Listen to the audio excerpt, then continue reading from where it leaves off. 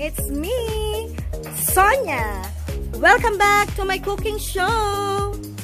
Ngayon guys, magluluto ako ng pananghalian namin today.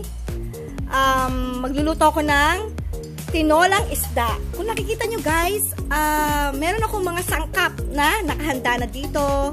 Nangunguna syempre ang ating isda. Tapos, ang ating papaya. Dahon ng sili, paminta, bawang, sibuyas, ginger, siling green, chicken cubes, cooking oil, at ang ating isasabaw ay ang hugas bigas. Ito guys ay yung pang-apat na hugas na to sa bigas ha. Kaya ito laging ginagamit ko kasi kapag nagluluto ako ng mga may sabaw, mas malasa. Kaya guys, yung mga hindi pa nakaka-try na gamitin ang hugas bigas sa pang-apat, subukan nyo na at ito ay napakasarap. Kaya ngayon, sisimulan ko na ang aking pagluluto. Abangan nyo! Ngayon, uunahin muna natin iprito itong isda.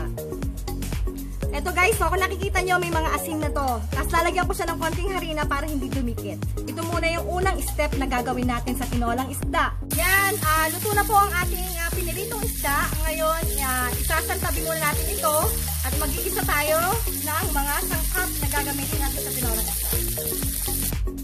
Unahin natin ang sibuyas. Bawang.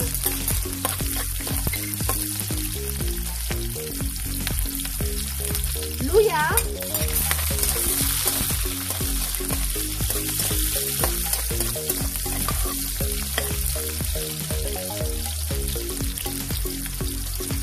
Papaya.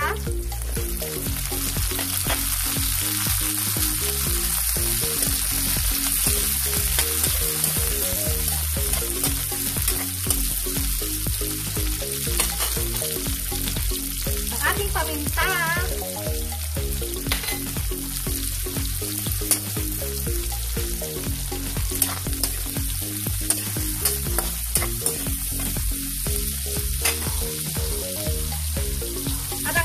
Sabaw na hugas bigas.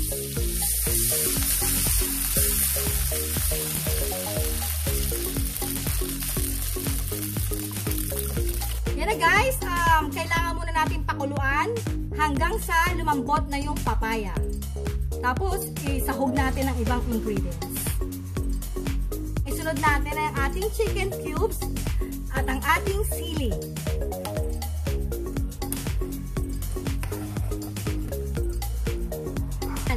Totaling malambot na po ang ating papaya.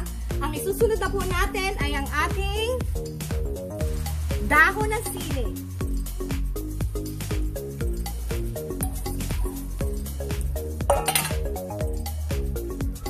At isasabay na rin natin ang isda na ating pinirito kanina.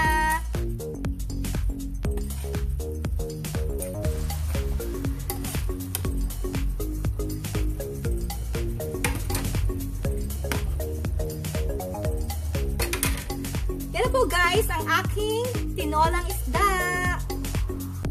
Ito na po ang tinolang isda. Sana po nagustuhan nyo. Napakasimpleng lutuin.